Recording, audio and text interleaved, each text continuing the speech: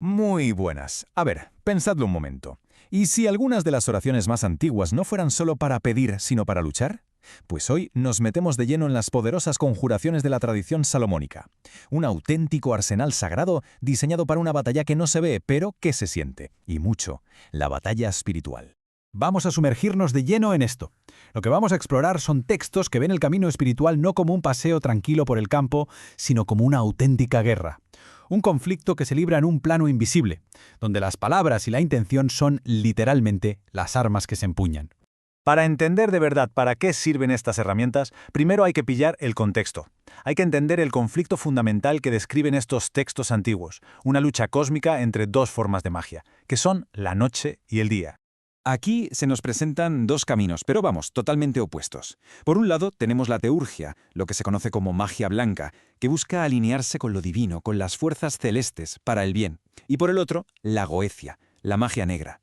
Esta juega en otra liga, negociando con entidades oscuras. Y ojo, según estos textos, siempre acaba con el practicante sometido. Es luz contra sombra en estado puro. Y aquí es donde todo encaja. Estos textos advierten de algo muy claro. Cuando alguien inicia un camino espiritual es como si encendiera una luz en medio de la oscuridad. Y claro, eso atrae la atención. Y no toda la atención es buena. Por eso, la protección espiritual no se ve como una opción, sino como algo absolutamente esencial. Antes de sacar la artillería pesada, el texto nos da un arsenal de técnicas, de acción inmediata, muy prácticas, para la autodefensa espiritual. Pensemos en ellas como una primera línea de defensa, el equipo de respuesta rápida. Fijaos, esto es como un kit de primeros auxilios espirituales. ¿Que necesitas un escudo astral al instante? Se usa el mantra Mklim. ¿Que se siente una presencia negativa? Se entona el canto de poder Belilín. O algo tan simple y a la vez tan poderoso como trazar un círculo mágico alrededor. Hasta herramientas físicas como el azufre tienen su papel. Son defensas rápidas, muy accesibles, para el día a día. Y ahora sí, vamos al meollo del asunto. Pasamos a las tres conjuraciones principales, que se presentan como los instrumentos más avanzados y desde luego más poderosos de todo este arsenal del buscador.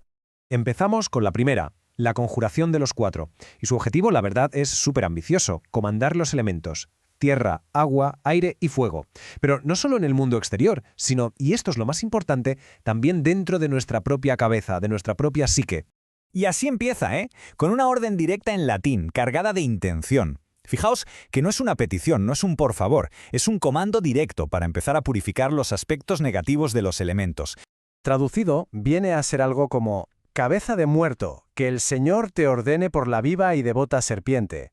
En esencia, lo que se hace es dar una orden a nuestras aguas estancadas, ya sabes, las emociones caóticas, la apatía, para que se sometan a una fuerza espiritual viva, que asciende. Es transformar el estancamiento en puro flujo. El siguiente paso de la conjuración se dirige a la tierra, a todo lo que es sólido, material en nuestra existencia. Esto se traduce como querubín, que el Señor te ordene por Adán Hot Chabá. Aquí se está conjurando la naturaleza terca, materialista, de la tierra, que se representa con el querubín caído o el toro, para someterla al arquetipo del ser humano perfecto, el ser divino.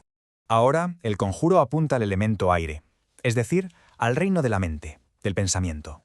Águila errante, que el Señor te ordene por las alas del toro. Esto es fascinante, de verdad. El águila errante representa esa mente caótica, los pensamientos que van y vienen sin control. Y se le ordena que se someta a las alas del toro, un símbolo de la imaginación consciente, la que está bajo control.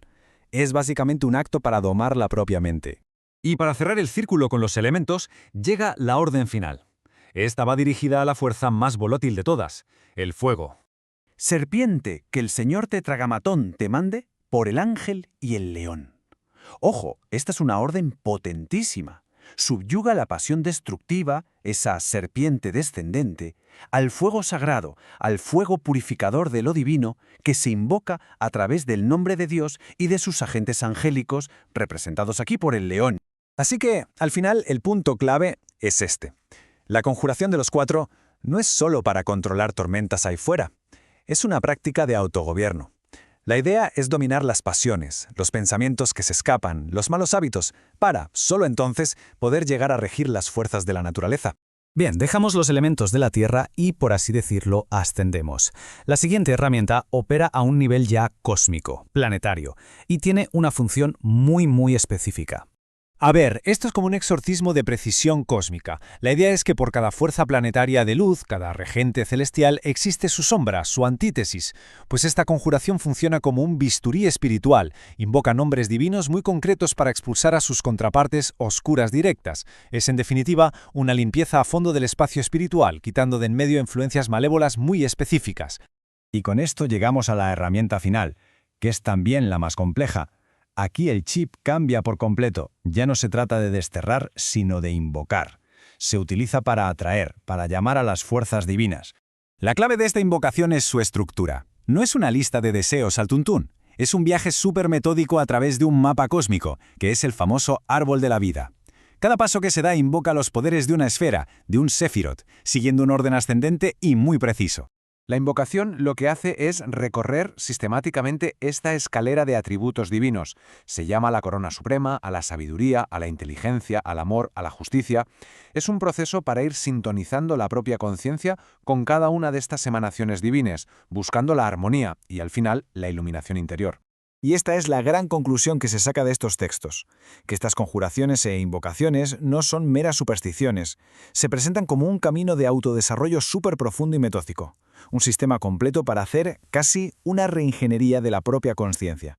La invocación termina con esta repetición: Kadosh, Kadosh, Kadosh. Es una palabra que significa santo consagrado. Es un momento final de un poder y una reverencia inmensos que sella todo el trabajo que se ha hecho. Y con esto cerramos, con una idea para darle vueltas.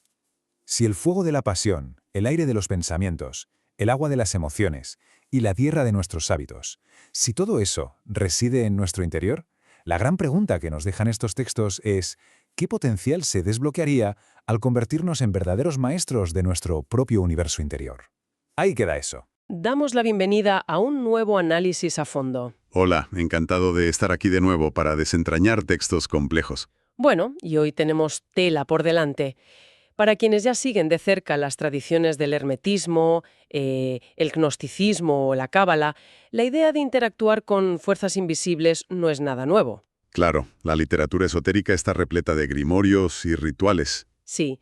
Sin embargo, hoy vamos a sumergirnos en un documento muy particular, titulado Las conjuraciones y la invocación del sabio Salomón. Un texto denso, muy denso y lleno de misticismo. Totalmente.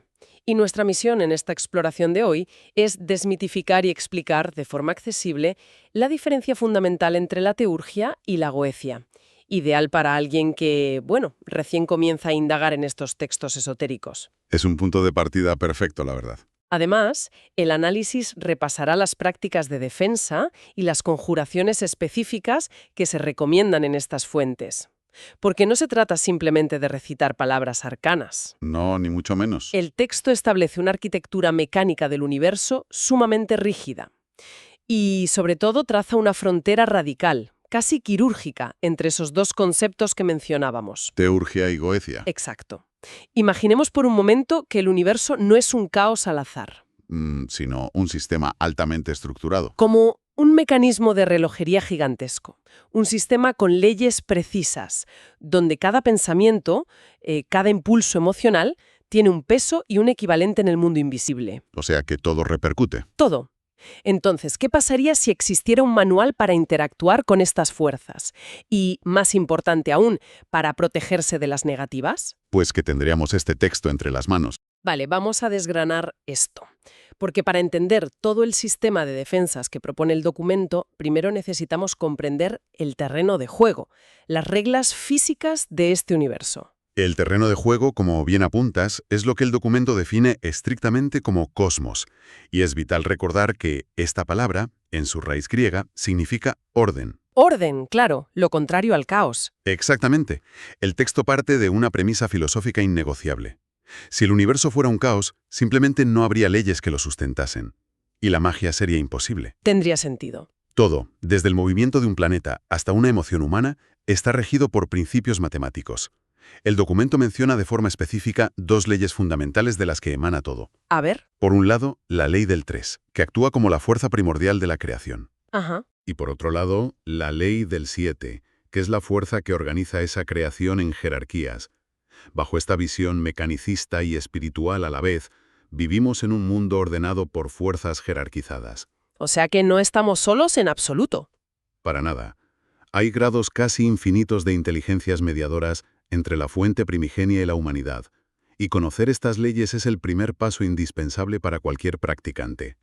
Y es precisamente en el uso de estas leyes donde el texto marca esa línea divisoria tan tajante, porque para quienes exploran la profundidad de estos manuales, la intención detrás del ritual lo cambia absolutamente todo. La intención lo es todo, sí. El documento introduce primero la teurgia y pide una definición clara para los principiantes, identificándola directamente con la magia blanca. Así es. La palabra teurgia es una síntesis perfecta de su propósito. Deriva del griego antiguo. Une teos, que significa Dios, y ergón, que se traduce como obra. La obra de Dios. Literalmente, realizar la obra de la divinidad. El texto la describe como la revitalización práctica de la doctrina platónico-cristiana. Se basa en establecer contacto con inteligencias superiores. Hablamos de ángeles, arcángeles o genios planetarios. Pero siempre dentro de un orden, ¿no? Siempre de acuerdo con la ley cósmica y para fines puramente benéficos. El teurgo, el mago blanco, no exige ni doblega. Invoca pidiendo intervención, pero sometiendo siempre su propia voluntad al orden universal. Entiendo. Es como operar teniendo los permisos de administrador del sistema, pero fluyendo a favor de las leyes naturales. Una buena analogía. Pero luego el texto nos presenta la otra cara de la moneda, la gran antítesis, la goecia. Palabras mayores. El documento señala que este término, boecia, fue acuñado históricamente por San Jerónimo y lo define como magia negra pura y dura, el arte de invocar entidades puramente tenebrosas o infernales. Exacto. Pero a ver, desde una perspectiva analítica, si el documento asegura de forma tan categórica que la goecia va en contra del orden cósmico y que sus consecuencias son nefastas, ¿por qué iba alguien a elegir ese camino? Es la gran pregunta. ¿Ofrece algún tipo de ventaja a corto plazo que ciegue al practicante? Lo fascinante aquí es cómo el texto disecciona la tentación de la goecia. Ofrece la ilusión del poder inmediato. Claro, el atajo. La teurgia requiere un trabajo moral, una purificación interna. Es lento y arduo. La goecia, por el contrario, parece ofrecer atajos. Se basa en el pacto, en la exigencia y en forzar la voluntad sobre las sombras para obtener deseos materiales o venganza. Pero asumo que hay una trampa. Una trampa mortal. El documento es implacable respecto al resultado final. Afirma categóricamente que la consecuencia ineludible para quien invoca estas artes es quedar esclavizado por las potencias del mal. Madre mía. El invocador asume el rol de amo, pero termina convertido en el sirviente absoluto de las fuerzas oscuras que ha despertado. No hay atajo sin precio. Y para ilustrar esta dualidad hay un ejemplo específico en las fuentes que resulta verdaderamente visual y perturbador. El texto menciona al planeta Saturno. Un ejemplo potentísimo. Demuestra cómo una misma vibración planetaria tiene dos polaridades. En la teurgia, el practicante invoca al genio divino de Saturno, un ser luminoso llamado Orifiel. Ajá. Sin embargo, en la goecia, se invoca a la antítesis exacta, al demonio de Saturno, que es nada menos que Moloch. Y la elección de Moloch para este ejemplo no es casual en absoluto. Tiene un peso histórico inmenso. Un peso sangriento, diría yo. Es asombroso cómo el mismo astro tiene una cara luminosa y otra oscura, dependiendo de la intención del que practica. Totalmente. El texto conecta a Moloch con los sacrificios en la antigüedad. Hablamos históricamente de aquel toro de bronce al rojo vivo, donde se realizaban horribles sacrificios para obtener favores de esta entidad. ¡Una barbaridad! Al contraponer a un genio luminoso como Orifiel, con una figura como Moloch, el texto subraya la diferencia abismal entre buscar la iluminación o instrumentalizar el aspecto más destructivo. Es que la energía en sí misma parece neutra en el documento. Puede iluminar o puede destruir. Depende de quién cierre el circuito. Claro. Y al existir estas fuerzas destructivas tan tangibles, el autor advierte del peligro del sendero. Según el texto del maestro Samael, cualquiera que decida caminar por el sendero sagrado se convierte automáticamente en un blanco. Es un principio recurrente. El estudiante que despierta espiritualmente altera el orden. Y las entidades tenebrosas atacan para hacerle caer. Lo curioso son los métodos. No hablamos de monstruos saliendo del armario, sino de ataques mediante los sueños. Súcubos e íncubos, por ejemplo. Sí.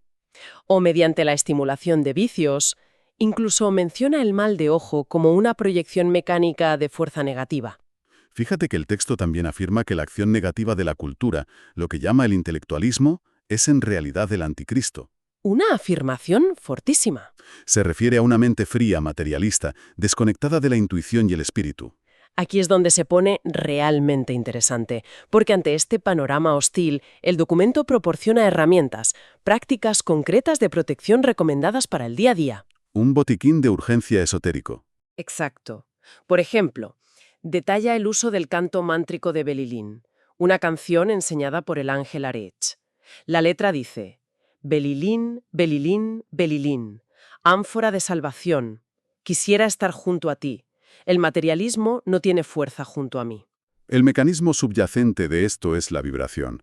Actúa como una barrera acústica astral insoportable para las entidades de baja frecuencia. Obligándolas a dispersarse.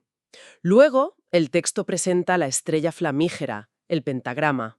Símbolo clave. Dice que se forma instantáneamente en el plano astral mediante un mantra poderoso. Klim, Krishnaya, Govindaya, Gopichana Balavaya, Swaha. Esa mezcla de fonética sánscrita es fascinante. El practicante cristaliza la estrella con la punta superior hacia arriba, y las fuerzas del caos huyen porque no soportan esa geometría sagrada. Además, el texto habla del círculo mágico, Imprescindible para operar. trazado con una espada, una varita o con la imaginación fuertemente enfocada para proteger el espacio físico. Y hay que cerrarlo bien. Sí, cerrado con el sello de Salomón y sellado vibrando las palabras Elión, Melión, Tetragramatón. Y luego hay defensas cotidianas muy curiosas. Como lo del azufre. Eso me dejó de piedra. Recomienda llevar azufre en los zapatos al visitar hospitales o cementerios para ahuyentar larvas astrales. Todo esto refleja que el mundo físico está constantemente superpuesto con el astral. Y fíjate en la prueba de fuego que sugiere el texto. A ver. Si el practicante duda de si una entidad es de luz o de oscuridad, la recomendación es gritar: arriba el Cristo, abajo Yahvé. Contundente. Según la doctrina, las entidades del mal odian al Cristo y se delatan inmediatamente ante esta frase. Pierden la máscara. Todo esto exige del practicante un equilibrio mental a toda prueba. Esa necesidad de equilibrio mental nos lleva a la siguiente fase, a la conjuración de los 4, basada en la ley del 4, el basamento de la creación. Entramos en la alta magia operativa. Aquí se conjura a los 4 elementos clásicos: agua, tierra, aire y fuego. Pero aquí es donde viene el gran momento de comprensión, el significado esotérico profundo. Cuéntame. Antes de que alguien intente controlar una tormenta física o a los elementales externos, me refiero a los silfos, ondinas, salamandras y gnomos, el practicante debe conquistar sus propios elementos atómicos internos. O sea, dominar la propia psicología primero. Obligatoriamente. El texto es tajante. Una persona colérica o apasionada jamás dominará a las salamandras del fuego. Porque su fuego interno está descontrolado. Exacto. Del mismo modo, alguien perezoso o glotón no podrá regir a los gnomos de la tierra. Lógico. Y los individuos torpes o inconstantes no controlarán a los veloces silfos del aire. La maestría interior es el único camino hacia la magia exterior. Y la estructura de esta conjuración es dura. Para dar sabor al análisis, el texto usa fragmentos impactantes en latín. Para el agua negativa grita: caput mortum, cabeza de muerto. Un exorcismo en toda regla. O para el fuego negativo lanza un: serpiente movible, arrástrate a mis pies. Y una vez exorcizada la parte negativa de la naturaleza elemental, la oración no deja el espacio vacío. Invoca a los regentes angélicos: Micael, Gabriel, Rafael y Anael. Para transformar esa energía. Para transmutarla, terminando siempre con la virtud protectora del pentagrama. Entonces, ¿qué significa todo esto cuando las amenazas son mayores? Esto da paso a la conjuración de los 7. Si conectamos esto con el panorama general, esta conjuración es pura alta teurgia. Estamos hablando de escala planetaria ya. Sí. Se basa en la ley de los opuestos. Se invoca a los 7 cosmocratores, los regentes planetarios positivos, para expulsar a sus antítesis tenebrosas exactas. Y hay ejemplos épicos en el texto. Se ordena a Chabayot que se aleje en el nombre del arcángel Michael, Un mago negro de la luna. que viste turbante rojo y enseña doctrina nicolaíta. Las descripciones son muy concretas. Muy específica, sí. Luego se ordena a Lilith, el contraamor absoluto, descrita como un niño maligno y perverso, y a Nagema, que se retiren en nombre del ángel Anael, el ángel del amor. Enfrentar la pureza contra la aberración de la naturaleza. Y culmina enfrentando de nuevo a Moloch bajo el mandato de Orifiel, con la contundente frase: «Nosotros no te daremos nuestros hijos para que los devores». Es una afirmación de autoridad tremenda. El texto subraya constantemente que el bien y el mal existen en un equilibrio tenso, Como dos fuerzas que tiran de la misma cuerda. pero dejando muy claro que la luz superior, si el practicante está alineado, siempre tiene la autoridad legítima para mandar a la sombra a retirarse. Tras limpiar el entorno con estas defensas, hay un cambio de tono radical en el documento. Sí, pasamos a la elevación. Exacto. Dejamos la defensa activa y introducimos la invocación del sabio Salomón. A diferencia de las anteriores, que exorcizan demonios, esta sirve para traer vibraciones armoniosas, iluminación y llamar a los maestros. Es una oración bellísima, pero sobre todo es un mapa técnico. El mapa del ascenso. La oración es literalmente un viaje ascendente por la anatomía oculta humana, representada por el árbol de la vida de la Cábala, los 10 sefirotes. El recorrido empieza abajo del todo. En Malchut, el reino físico. La oración dice: «Potencias del reino, colocaos bajo mi pie izquierdo». Pidiendo el dominio sobre la materia antes de subir. Luego asciende pidiendo equilibrio entre las columnas de la misericordia y la justicia, Chesed y Geburá. Porque la bondad sin rigor es debilidad, y el rigor sin bondad es tiranía. Y alcanza el triángulo superior implorando a la inteligencia y la sabiduría que le den la corona, Keter, el anciano de los días. Es el clímax luminoso del texto. Pero el autor, el maestro Samael, deja una advertencia final crucial. Cuidado con la sombra. Cuidado con el árbol de la vida invertido, los clifos o mundos infiernos. Cada luz, cada sefirot, tiene su sombra tenebrosa exacta. Y tomar la ilusión de la sombra por la realidad luminosa es el mayor error que puede cometer el estudiante. Vaya. Si sintetizamos todas las ideas principales que hemos explorado hoy, vemos un panorama fascinante. Hemos navegado desde la clara diferencia entre alinear la voluntad con el cosmos en la teurgia versus la esclavitud de invocar lo infernal en la goecia. Dos caminos completamente opuestos. Hemos repasado desde mantras rápidos de defensa como Belilín o el pentagrama, hasta conjuraciones elementales y el majestuoso ascenso cabalístico de Salomón. Y creo que la relevancia de todo esto para quien escucha es profunda. Va mucho más allá del ritual de velas o grimorios. Efectivamente. Más allá de si se practican rituales esotéricos o no, el mensaje de fondo es profundamente psicológico. Una lección de soberanía.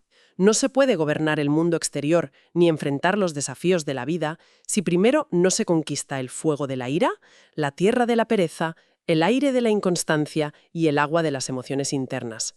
Primero uno mismo. Esto plantea una pregunta importante a modo de reflexión final para la audiencia. Adelante. Basándonos en la ley de los opuestos, donde cada avance luminoso tiene una antítesis oscura, vale la pena reflexionar sobre nuestra era moderna. Con todo el avance tecnológico y el intelectualismo deslumbrante que poseemos hoy, ¿Sí? ¿cuál es verdaderamente la gran sombra? ¿Cuál es el clifo invisible que estamos alimentando sin darnos cuenta mientras nos maravillamos y nos quedamos absortos con la luz artificial de nuestras pantallas? Una grandísima pregunta. Algo para dejar resonando en la mente de todos. Y con esta reflexión nos despedimos cálidamente por hoy, invitando a la audiencia a seguir cuestionando, seguir explorando su propio mundo interior y nos vemos en el próximo análisis a fondo. ¡Hasta pronto!